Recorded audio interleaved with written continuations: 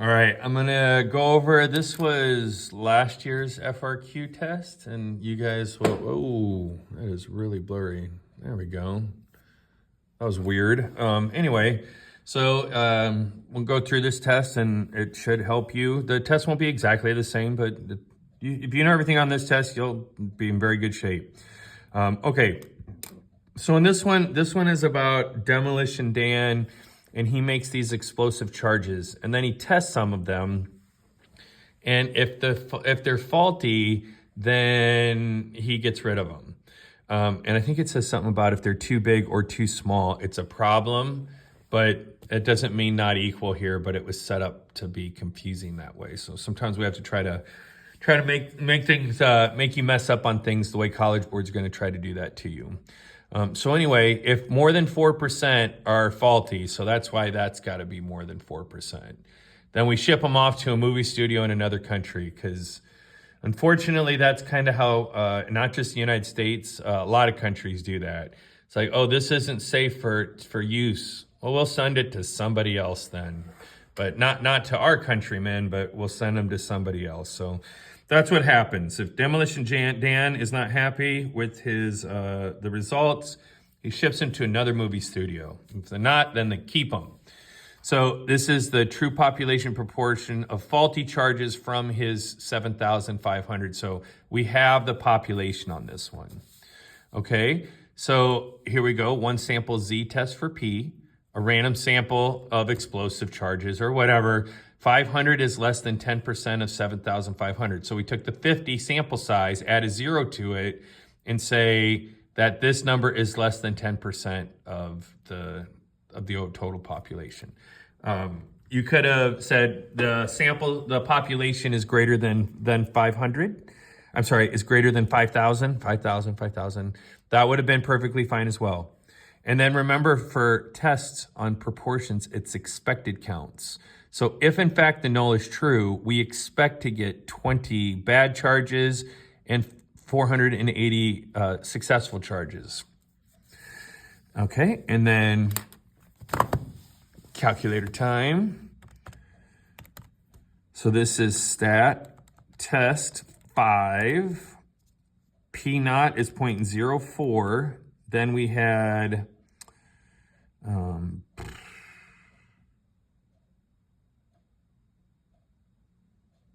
I'm sorry, 30 out of 500 bad explosions. So that was 6%, which is more than 4.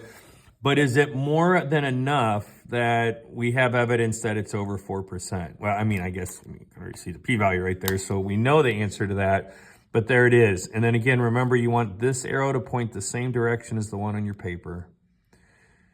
And we get Z is 2.282, and the p-value is 0.00, etc. Not 00, 0.112, etc.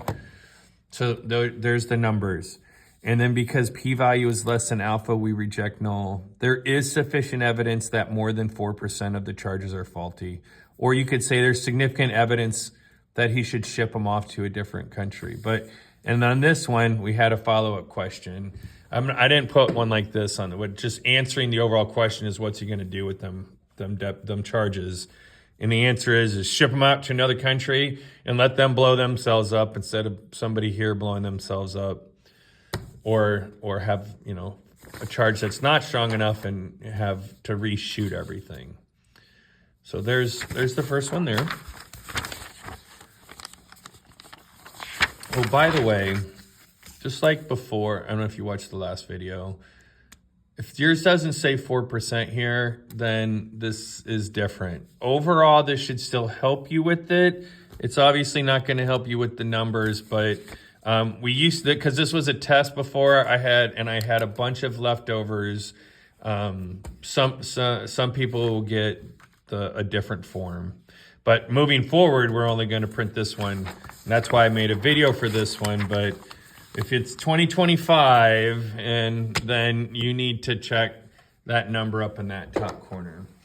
Okay, next. Vitamin C is very important of many factors of good health, and Canada suggests that not enough vitamin C is being consumed. The Canadian Health Organization recommends 90 milligrams of vitamin C daily. A random sample of 40 adults were found to have consumed, and it gives you the numbers again. Those numbers might be a little bit different, but overall, it'll still help you.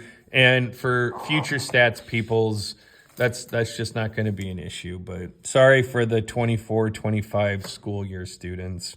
But also having these old tests has been helping y'all's grades a lot. So we're going to say mu is that we're getting enough vitamin C. The alternate is we're not. And on this one, it's the true population milligrams of vitamin C's that Canadians take daily. Somehow, I can't remember. Really, it should have said...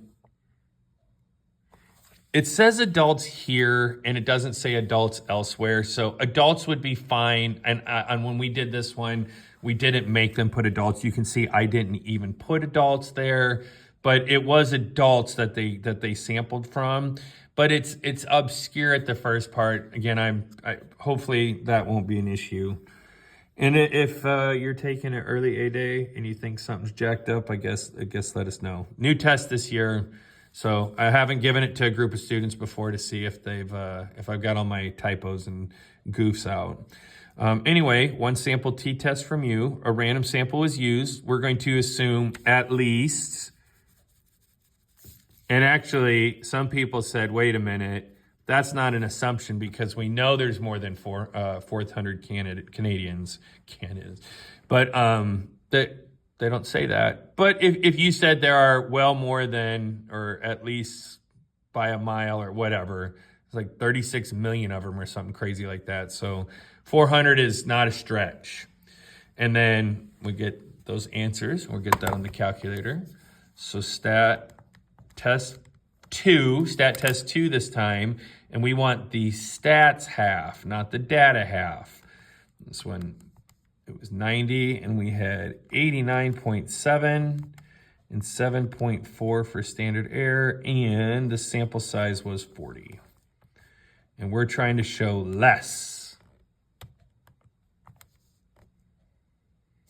And we get this t, negative 0.256, and p-value is 399.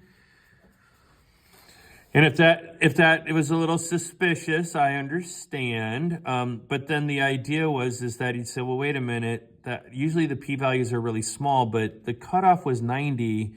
And we were really freaking close to 90. So it's almost like 50-50 because it should be 50 above and 50 below, but that's because that number was so close to 90. But some students definitely did not enjoy the fact that was a big p-value. But double check yourself if you typed it in, and you probably got it.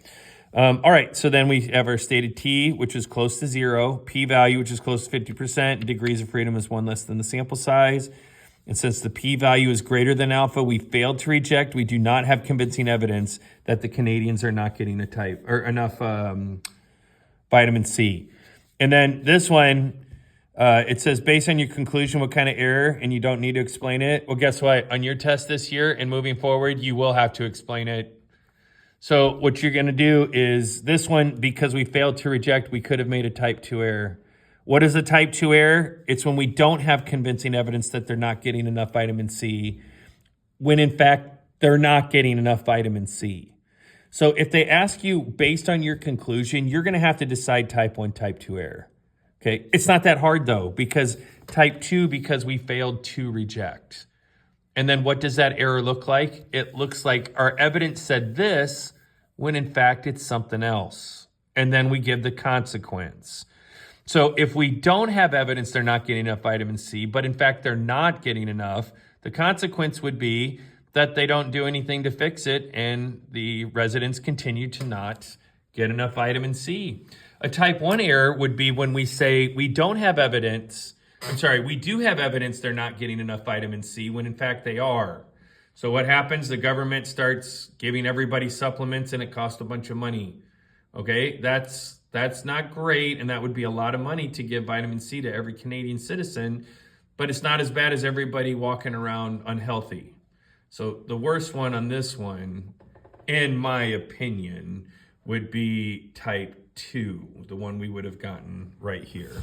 But you need to be ready. You'll have a follow-up question for sure that will say, what type of error could you have made and describe it? And you, even though it doesn't say, or maybe I did say do the consequence, I don't know, but you get ready to give the consequence, whether it prompts you for the consequence or not. Okay, next. So this problem is about Shrimpy Tucker, I think it is. Yeah, Dale Shrimpy Tucker. And he has used the same supply company, Shrimp Incorporated, because they have the best prices in Gulf Shores. So Gulf Shores, if you don't know, that's in Alabama. It's if you like Gulf seafood, that is like the best place. Every restaurant has amazing seafood. Now, the issue with that for the seafood owners is it's insanely competitive. And if you start slipping, you are going to lose all your customers like super fast. And that's not exactly true because it's touristy and you'll have tourists, but you ain't getting the locals. So anyhow, that's kind of the context. So in the restaurant business, at least in the several places I worked at, whenever something weighs 1/10 of a pound, they're called 10-to-1s. The little hamburger patties at McDonald's are 1/10 of a pound. At least when I was in high school and worked fast food, we called those 10-to-1s. It took 10 burger to make 1 pound. 10-to-1s, that's how I came up with this. All right, so he has a special and he sells these shrimp and they're supposed to be on average 1/10 of a pound. So he calls them 10-to-1s for the special because that's what I remember. And then he thinks that the shrimp aren't big enough. Okay, if the shrimp aren't big enough, he's going to have to go to a different supplier. So that's going to, but right, because, you know, in anything, you stay customers for a long time, there's benefits, maybe better cost, better service, better shrimp, whatever. He doesn't want to switch. And I believe it says something in there about it'll cost him more money because he gets the best prices. So he doesn't want to switch. So that'll cost him money. That'll mess with his profits. Okay, but if we sell shrimp that are too small, everybody's going to stop coming to our restaurant and then we close. So that one would be worse. Okay, so on this one, it says run a significance test. There we go. So null is that mu is equal to 1/10 of a pound, and the alternate it said it's less. We're trying to show that it's less. Alpha is 5%, and this is a true population mean weight of the 10-to-1s from that day's shipment. By the way, the sample was only taken from the day's shipment. So he kind of looks at the shrimp and he's looking at all this huge pile of shrimp for his special that night. And he's like, them shrimps aren't big enough.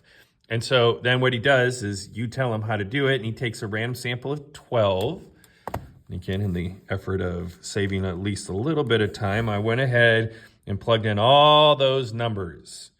And I think the only difference on one form is that this is 0.091, and it does change the results. But that's an example of on the test last year, I changed one number. And so I had students that used the wrong data and got the wrong answer for the wrong form.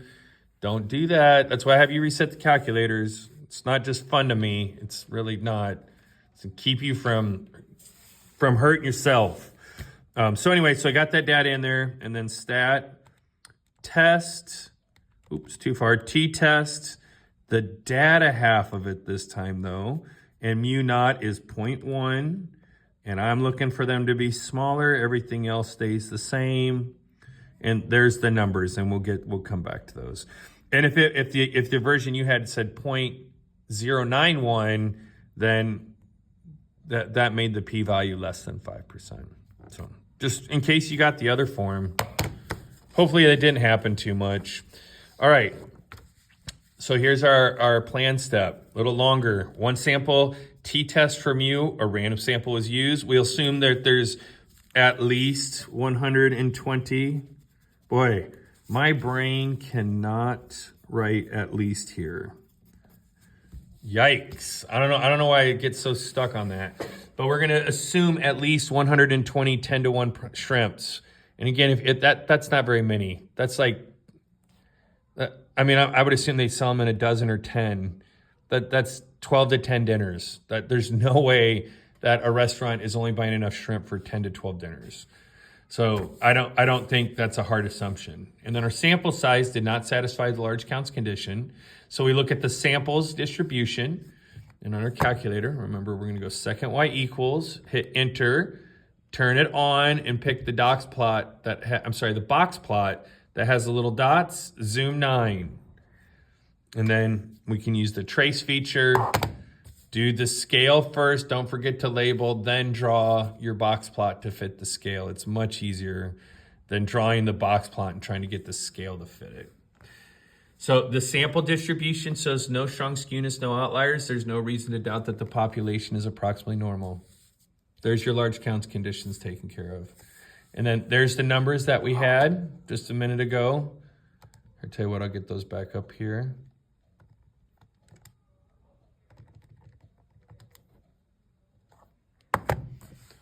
So there's the numbers. Again, it's p-value. I realize TI calls it just the letter P, but too bad. P-value. P-value.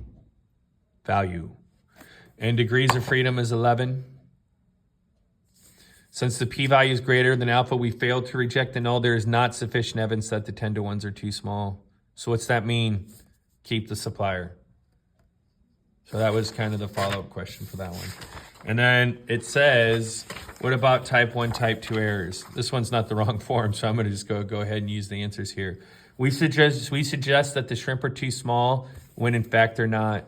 So he gets a new supplier for no good reason and pays more for the shrimp. Then he's going to have to raise his prices or cut into his profits. That's not awesome. That is not awesome. Type 2 is we suggest the shrimp are not too small when in fact they are. And what happens? Over time, we will lose our customers because they're not happy with the food. And I don't know about this for me, but when people get shrimp, there is a definite a concept that bigger shrimp are better. I like them smaller, fried with cocktail sauce, but there is definitely the consensus that big old honking shrimp are better than the little bitty ones, regardless of what you may think. People don't like that. Also, if you're buying 10 to 1s, that means you're expecting to pay for a pound of shrimp. You want to get your pound of shrimp. Especially when you're buying seafood fresh, it's not going to be cheap. It's going to be a good deal compared to getting fresh seafood that's flown in from somewhere far away. But people they're just not going to come back. It's going to hurt his reputation, and to the point that he probably will go out of business. So which one's worse? The type 2, because this will cause him to. I just basically said that. Okay, and then we have this question on here. This will be a follow-up question for the 2024 test, but where I ask you to interpret the p-value. So we used to just add this as a question, and then this was a while back, and then the College Board had it as a follow-up question. It said interpret the p-value. And they used to just do it as multiple choice, but they did this. This was my initial response, and then I was like, oh my gosh, why don't I just make it a follow-up question? But this year I couldn't get anybody to do p-values, so I was like, you know what? I'm going to make it its own standalone question, and I'm going to make you regret it if you're not ready for this.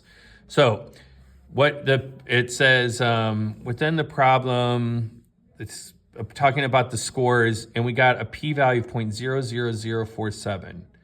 So if in fact the null is true, if in fact the true population proportion of all, and by the way, the null is written here, it's not in the format we write it, but it's in the sentence there.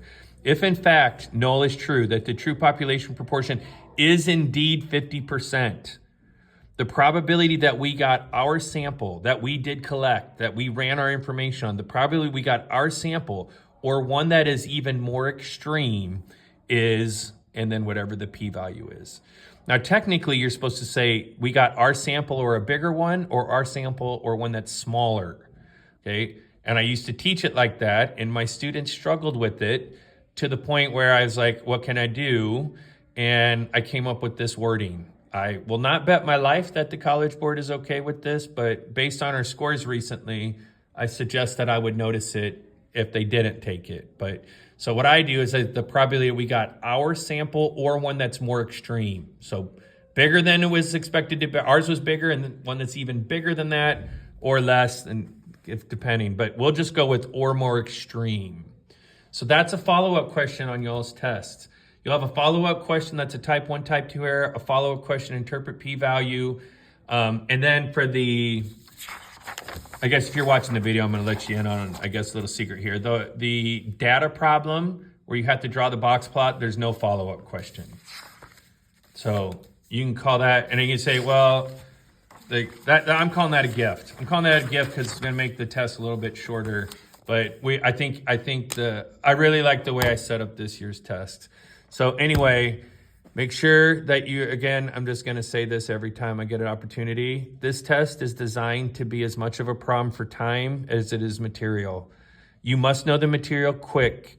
You must know basically what you're going to write before you start writing it, and you just have to basically write the words you're thinking in your head.